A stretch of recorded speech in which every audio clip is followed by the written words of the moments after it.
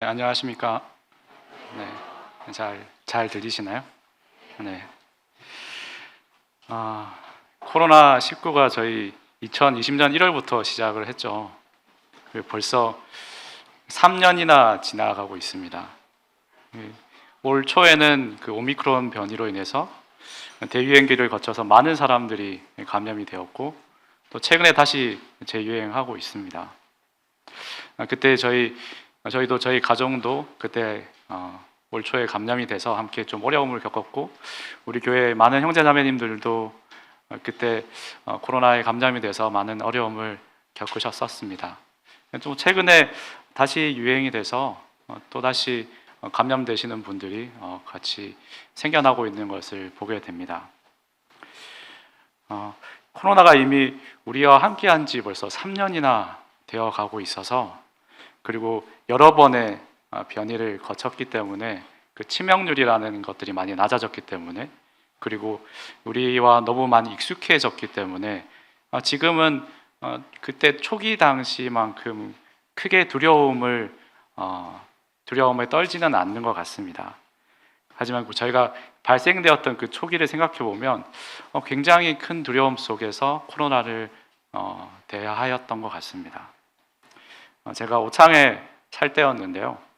당시에 그 오창 그 지역에 코로나 환자가 발생되었던 것도 아닌데, 단지 그 코로나 환자가 잠깐 스쳐 지나갔다는 그 소식만으로 거리에 사람이 없어지고, 마트에 생필품들이 부족해지고, 당연히 마스크는 구할 수 없게 되었었습니다.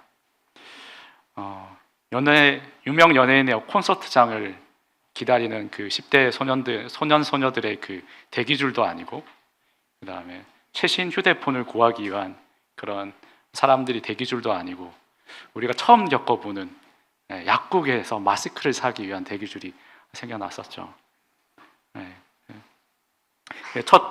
우리 올 초만 하더라도 10만 명이 넘는 사람들이 매일 감염이 됐었고, 지금도 10,000명 단위로 환자들이 발생되고 있는데, 그때 초기만 하더라도 한 100명 정도였던 것 같아요.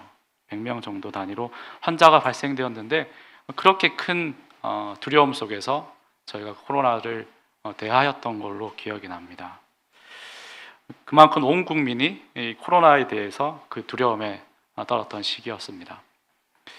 하나님은 그 코로나를 통해서 그때 그 코로나만큼이나 우리에게 강한 인상을 남긴 것이 하나 있습니다. 바로 대구의 그 코로나를 격발시켰던 그 신천지입니다. 하나님이 코로나를 통해서 수면 아래에서 압력하던 그 이단인 신천지를 그 수면 위로 끄집어내셨고, 이를 통해서 많은 사람들이 기존에는 별 생각 없이 대하였던 그 신천지를 경계하게 만드셨습니다.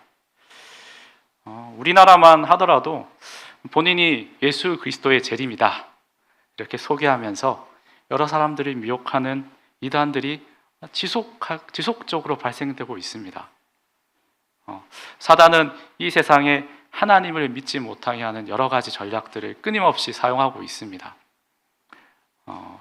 몇 가지 그 대표적인 예를 보면, 첫 번째로 그 아까 신천지와 같이 성경의 그 중요한 진리를 벗어나서 이야기하는 겁니다.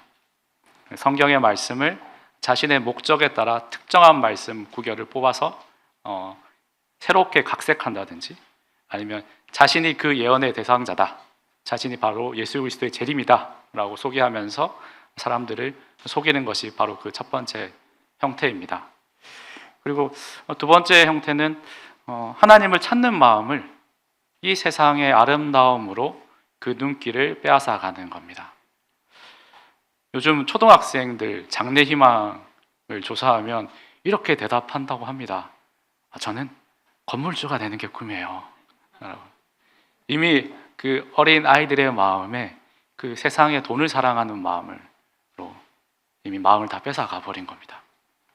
사탄은 예수님에게도 이와 같은 전략을 사용해서 예수님을 시험하였습니다. 금식 이후에 예수님을 시험하는 장면에 사단이 천하 만국과 그 영광을 보여 가로되 내게 엎드려 경배하면 이 모든 것을 내게 주리라. 사단이 예수님에게도 동일하게 한 그 전략을 오늘날에도 많은 사람들에게 사용하고 있습니다. 지금도 유튜브를 틀어보면 각각의 투자 전략들을, 그리고 회사에서는 어떻게 하면 부자가 될 수 있는지 서로 논의하는 시기가 됐죠. 마지막으로 이 세상에서 가득 차 있는 마지막 형태는 이 세상에 가득 차 있는 하나님의 존재를 애써 부정하려고 노력하는 형태입니다. 고인이 된 그 최고의 석학이라고 일컬어지던 그 스티븐 호킹 박사를 혹시 기억하십니까? 그분은 그 장애가 있음에도 불구하고 그 장애를 극복하고 여러 연구를 통해서 많은 사람들에게 존경받는 석학이었습니다. 그런데 안타까운 것은 그분이 그 삶을 전부 들여서, 그리고 그 높은 지식을 사용해서 하였던 것이 바로 하나님의 존재를 부정하는 연구였다고 합니다. 그가 연구했던 연구 주제는 빅뱅이었는데, 바로 세상이 폭발에 의해서 우연히 발생된 우주가 탄생되었다. 그 증거를 찾기 위해서 그는 그 여생을, 그 인생을 모두 다 사용하였고, 그 증거를 찾다가 찾지 못하고 죽어갔습니다. 초등학생들도 알고 있는 이 속담이죠. 아니 땡 굴뚝에 연기 나랴. 즉 원인이 없는데 결과는 있을 수 없다라는 이 단순하고도 모두가 알고 있는 진리를 사람들은 애써 부정하면서 하나님이 이 세상을 창조하지 않았다는 것을 열심히 부정하려고 노력하고 있습니다. 지금도 많은 사람들이, 우수한 많은 사람들이 대학에서, 연구실에서 이것들을 연구하고 있어요. 이렇게 사단은 지속적으로 이 세상 사람들을 미혹하기 위해서 노력해왔고, 이는 예수님이 부활하신 지 얼마 안 되는, 그러니까 예수님의 제자들이 아직 이 땅에서 사역하고 있었던 그 시대에도 동일하게 있어 왔습니다. 오늘 본문의 배경이 되어 있는 요한 1서의 그 요한이 아직 사역하고 있던, 아직 활동하고 있던 그 시대에도 믿지 않는 자들과 신앙의 뿌리가 연약한 자들을 미혹하기 위해서 활동했습니다. 사도 요한은 본문을 통해서 그들의 주장이 어떻게 잘못되었는지, 그리고 하나님이 어떠한 분이신지, 그리고 하나님의 영광이 어떠한 건지를 설명해 주고 있습니다. 요한일서 1장 5절부터 2장 2절까지의 말씀을 읽어보도록 하겠습니다. 제가 읽도록 하겠습니다. 우리가 저에게서 듣고 너희에게 전하는 소식은 이것이니 곧 하나님은 빛이시라. 그에게는 어둠이 조금도 없으시니라. 만일 우리가 하나님과 사귐이 있다 하고 어두운 가운데서 행하면 거짓말을 하고 진리를 행치 아니함이거니와, 저가 빛 가운데 계신 것 같이 우리도 빛 가운데서 행하면 우리가 서로 사귐이 있고 그 아들 예수의 피가 우리를 모든 죄에서 깨끗게 하실 것이요, 만일 우리가 죄 없다 하면 스스로 속이고 또 진리가 우리 속에 있지 아니할 것이요, 만일 우리 죄를 자백하면 저는 밉보시고 의로사 우리 죄를 사하시며 모든 불의에서 우리를 깨끗게 하실 것이요, 만일 우리가 범죄하지 아니하였다 하면 하나님을 거짓말하는 자로 만드는 것이니 또한 그의 말씀이 우리 속에 있지 아니하니라. 나의 자녀들아, 내가 이것을 너에게 쓰면 너희로 죄를 범치 않게 하려 함이라. 만일 누가 죄를 범하면 아버지 앞에서 우리에게 대언자가 있으니 곧 의로우신 예수 그리스도시라. 저는 우리 죄를 위한 화목제물이니 우리만 위할 뿐 아니요 온 세상의 죄를 위하심이니라. 당시에 그 활약하였던 그 영지주의자들은 크게 세 가지 오류를 품고 있다고 합니다. 첫 번째로는 그 도덕적 행동이 하나님과의 관계와 아무런 관계가 없다, 무관하다라고 주장했다고 합니다. 그러니 내가 구원을 받고 내 삶을 내 마음대로 살아도 된다, 뭐 이런 논리였던 것 같아요. 두 번째로 부도덕한 행위가, 그 죄가 하나님을 모르는 사람에게는 죄가 되지 않는다라고 주장했죠. 그리고 세 번째로 하나님을 아는 지식, 그러니까 영지주의의 그 영지를 신자의 삶 속에 나아가서 그 죄의 가능성까지 제거한다고 주장했습니다. 그러니까 그 영지를 가지고 있으면 나와는 죄가 전혀 별개 없는 거다, 별개 없는 삶이다 라고 주장을 했다고 합니다. 사도 요한은 이런 주장에 맞서서 예수 그리스도를 통해서 알게 된 하나님과 그분의 속성, 그리고 그 사도 요한이 목도한 예수 그리스도의 그 사역을 통해서 그들의 주장이 무엇이 잘못되었는지, 그리고 예수 그리스도를 믿는다고 고백한 사람이 어떠한 삶을 살아야 하는지를 설명해 주고 있습니다. 먼저 사도 요한은 자신의 이야기가 자신의 지적 추론이나 그런 어떤 문서를 통해서 배운 것이 아닌, 문서를 통해서 알게 된 내용이 아닌 예수 그리스도를 통해서 들은 이야기임을 밝히면서 자신의 이야기가 진실임을 설명해 주고 있습니다. 5절에 우리가 저에게서 듣고 너희에게 전하는 소식은 이것이니, 우리가 예수님에게서 듣고 너에게 전하는 소식은 이것이니, 즉 요한이 전달하고 있는 이 이야기는 사도 요한 자신의 생각이나 주장이 아니라 예수 그리스도께서 우리에게 전달해 주셨다라는 내용입니다. 그리고 그 소식은 바로 하나님은 빛이시다라는 것입니다. 하나님의 빛되심을 성경은 다양한 뜻으로 설명하고 있지만 오늘은 그 빛 그 자체에 집중을 좀 해보고자 합니다. 하나님은 빛이시기 때문에 어두움이 있을 수 없습니다. 이게 이해가 되시나요? 왜냐하면 빛과 어두움이 공존할 수 없기 때문입니다. 왜냐하면 어두움이라고 하는 것은 빛이 존재하지 않는 것을 의미하기 때문입니다. 그러니 빛과 어두움이 공존할 수는 없는 겁니다. 그러니까 하나님이 빛이시면 어두움이 조금도 함께할 수 없는 것입니다. 사도 요한은 하나님은 빛이시며 어두움이 조금도 없으시다라고 우리에게 밝혀 설명하고 있습니다. 그리고 이 빛은 어두움에 감춰져 있던 것을 드러내게 합니다. 하나님은 빛이시니 하나님과 함께 한다면 어두움 속에 감춰놨던 나의 깊숙한 곳을 드러내게 돼야 합니다. 우리 마음 속에 숨겨놓았던, 그리고 나 위에는 알지 못하는 내 마음 속에 지었던 죄까지 하나님 앞에 나온다면 우리는 모두 다 드러나게 될 것입니다. 요한은 하나님의 빛이심을, 그리고 그의 이야기가 예수 그리스도를 통해서 직접 전해 들은 이야기임을 서두에 소개하고 있는 이유가 있습니다. 왜냐하면 빛이신 하나님과 함께하고 교제하고 있다고 하는 사람들이 그 속성과 반대되는 삶을 살 수 없기 때문입니다.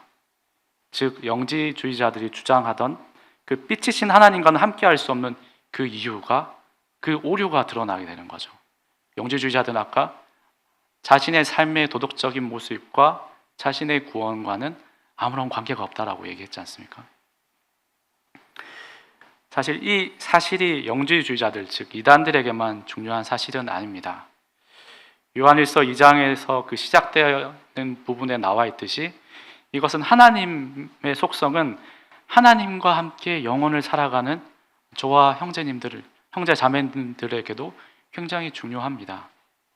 왜냐하면 우리는 하나님과 함께 영혼을 살아가기로 약속된 자들이기 때문입니다.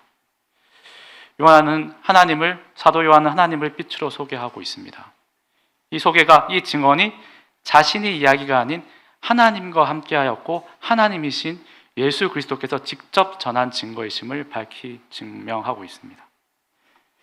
6절입니다. 만일 우리가 하나님과 사귐이 있다 하고 어두운 가운데 행하면 거짓말을 하고 진리를 행치 아니함이거니와. 빛이신 하나님으로부터 이제 우리의 관계를 사도 요한은 정의하고 있습니다. 하나님은 빛이신데 그런 하나님과 사귐이 있다고 하는 사람이 어두운 가운데서 행동한다는 것 자체가 모순이라는 것입니다. 그리고 이런 말을 하는 자는 거짓을 이야기하는 자이며 진리를 행하지 않는 사람이다 라는 뜻입니다. 영지주의자들은 하나님과의 영적인 교제를 강조했지만 실천적인 삶을 등한시한다든지 부정하였고 자신의 삶을 어두운 죄 가운데 방치하였습니다. 요한은 그들에게 이렇게 질문하는 겁니다. 당신은 빛이신 하나님과 친밀한 사귐의 관계가 있다고 이야기하면서 어떻게 당신은 어두운 가운데서 행동하고 있습니까? 이는 빛과 어둠이 함께할 수 없는 것과 같이 당신의 하고 있는 이야기는 거짓말이며 진리를 행하는 것이 아닙니다. 이거는 그래서 이 성도인 저희에게도 똑같이 적용되는 말씀인 것 같습니다. 즉 성도는 하나님과의 사귐의 그 결과가 그 성도 개인의 삶의 모습으로 밝히 드러나야 된다는 것을 이야기해 주고 있습니다. 우리의 믿음의 증거는 우리의 삶의 모습으로 드러나게 될 것입니다. 7절, 저가 빛 가운데 계신 것 같이 우리도 빛 가운데서 행하면 우리가 서로 사귐이 있고 그 아들 예수의 피가 우리를 모든 죄에서 깨끗게 하실 것이요. 사도 요한은 우리가 빛이신 하나님과 함께 그 빛 가운데서 하나님과 함께 행동할 것을 이야기해 주고 있습니다. 중요한 것은 사도 요한이 우리 보고 빛이 되라라고 이야기한 게 아니라 빛 가운데서 행하라 라고 우리에게 얘기해 주고 있습니다. 우리는 하나님이 아니기 때문에 스스로 빛을 낼 수 없는 부족한 존재임을, 부족한 사람임을 인정하고 그분의 빛 앞에 우리를 이끌어 가야 합니다. 때때로 우리는 빛이신 하나님 앞에 나아가는 것이 고통스러울 수 있습니다. 왜냐하면 우리는 연약한 존재이기 때문에 삶에서 짓는 많은 죄가 하나님 앞으로 나아가게 될 때 드러나게 될 것이고 이것을 통과하는 과정이 괴롭고 부끄럽기 때문입니다. 하지만 우리는 우리의 연약함을 인정하고 빛이신 하나님 앞으로 나아가야 합니다. 빛이신 하나님 앞에 나아가 빛 가운데 행하게 된다면, 즉 하나님과의 그 관계가 회복되게 된다면 하나님은 두 가지를 회복된다고 말씀해 주고 있습니다. 첫 번째는 바로 그 성도와의 관계가 회복된다고 이야기해 주고 있습니다. 우리는 모두 그 연약을 품고 살아가는 사람들입니다. 연약을 가지고 살아간다는 이야기는 저의 어떤 연약함이 성도님들에게 아픔이 될 수도 있고 성도님들이 가지고 계신 그 연약함이 저에게 아픔이 될 수 있는 가능성이 있다는 겁니다.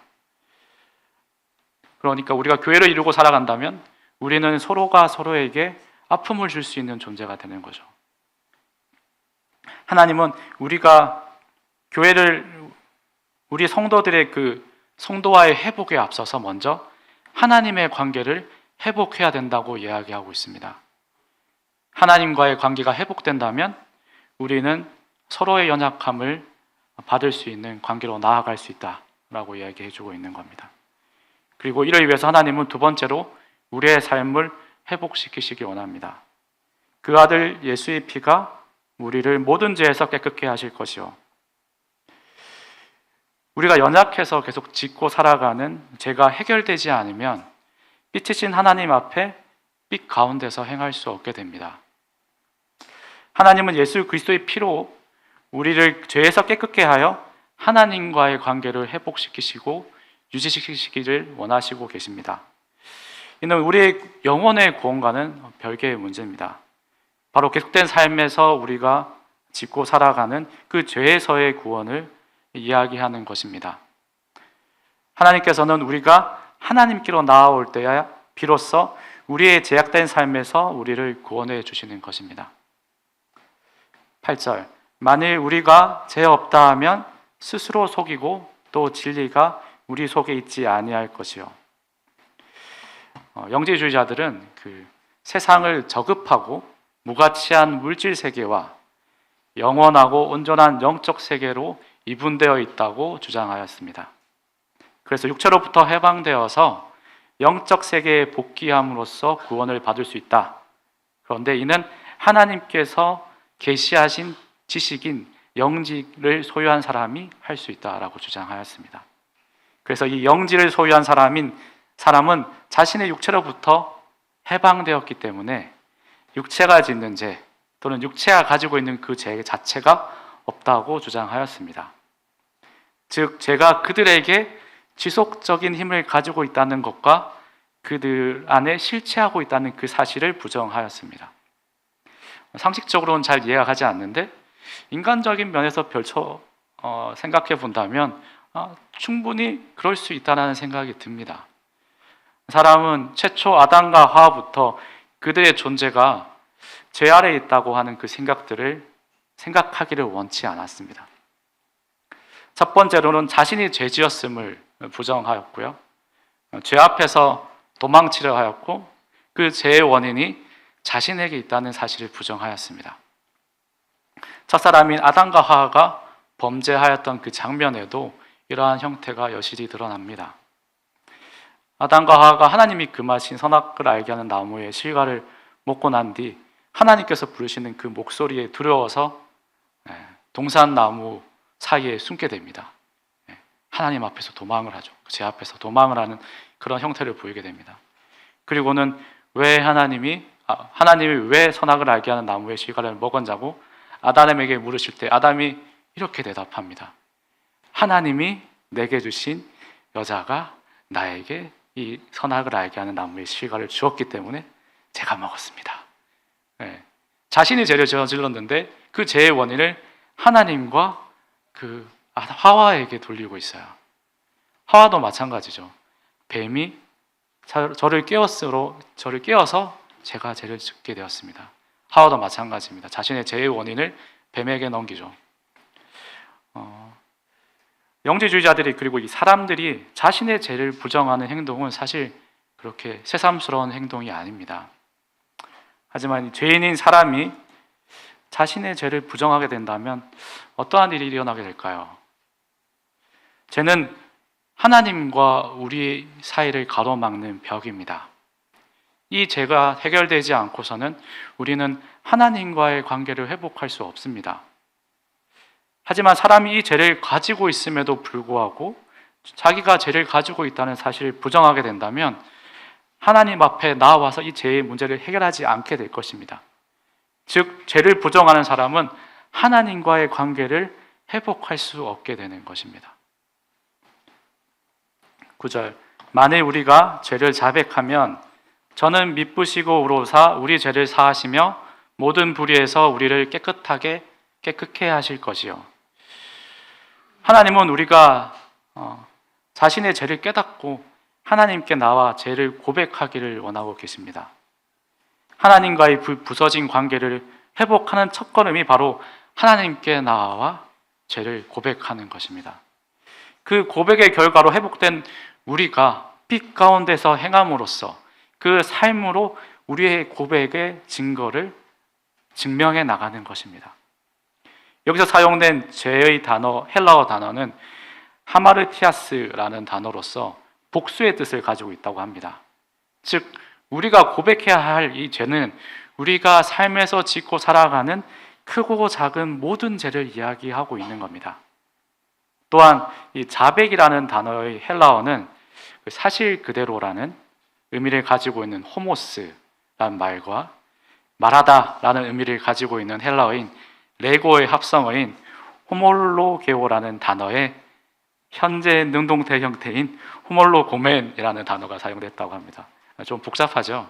이걸 풀어서 설명하면 계속해요. 현재 능동태이기 때문에 과거에 한번 끝나는 것이 아니라 지금도 현재도 계속해서 해야 된다는 것을 의미하고 있는 거죠. 그래서 설명하면 우리의 죄를 고백은 단번에 그리고 한 번만 하는 것이 아니라 우리가 살아가면서 죄를 짓거나 우리가 지은 죄를 발견하였을 때마다 즉시로 그 사실을 그대로 숨기지 않고 하나님께 거짓 없이 자백해야 한다는 것을 이야기해 주고 있습니다. 우리가 이렇게 우리의 죄를 하나님께 고백한다면 하나님은 미쁘시고 즉 신실하시고 의로우신 우리의 하나님이 예수 그리스도의 피로 말미암아 우리를 모든 불의에서 깨끗게 하실 것입니다. 이는 우리가 죄와 상관없는 존재가 된다는 것을 의미하는 것이 아닙니다. 단지 우리의 죄가 해결되었기 때문에 그 죄에서 자유로웠게 되어서 하나님과의 관계가 회복된다는 것을 의미합니다. 10절 만일 우리가 범죄하지 아니하였다 하면 하나님을 거짓말하는 자로 만드는 것이니 또한 그의 말씀이 우리 속에 있지 아니하니라. 그 영지주의자들이 주장한 범죄하지 아니하였다라는 주장은 그 진리에서 벗어났을 뿐만 아니라 하나님을 거짓말하는 자로 만드는 행위입니다. 하나님은 범죄한 우리를 위해서 아들이신 예수 그리스도를 사람의 몸으로 입어서 이 땅에 태어나게 하셨고, 범죄한 우리의 죄를 대속하기 위해서 십자가에 달려 죽어서 사흘 만에 살아나셨습니다. 즉 범죄하지 않았다라는 주장은 단순히 진리를 벗어난 것이 아니라 나아가서는 예수 그리스도의 구속 사역을 전면적으로 부정하는 행위입니다. 사도 요한은 이러한 영지주의자들의 그 주장이 얼마나 심각한 오류를 가지고 있는 건지 재차 거듭해서 설명해 주고 있습니다. 사도 요한은 하나님을 소개하면서, 빛이신 하나님을 소개하면서 영지주의자들의 주장이 어떠한 오류가 있으며 어떠한 문제를 가지고 있는지 하나하나 설명해 주고 있습니다. 그렇다면 이 설명한 내용들은 하나님을 잘 믿는 우리 그리스도인들은 에게는 의미가 없는 교훈일까요? 그렇지는 않습니다. 빛이신 하나님과의 교제를 위해 우리도 동일하게 적용되는 교훈입니다. 우리 또한 사실 그들과 크게 다르지 않는 연약한 사람임을 우리는 잊지 말아야 합니다. 우리는 때때로 죄에서 넘어져서 빛이신 하나님을 떠나서 어두움에서 방황하기도 합니다. 때때로 마음 깊은 곳에 숨겨둔 죄를 하나님 앞으로 가져 나오는 것을 두려워하거나 망설이기도 합니다. 회복되지 못한 우리의 그 심령이 빛이신 하나님 앞으로 나아오는 것을 두려워하기도 합니다. 2장 1절부터 2절 말씀입니다. 나의 자녀들아, 내가 이것을 너에게 쓰면 너희로 죄를 범치 않게 하려 함이라.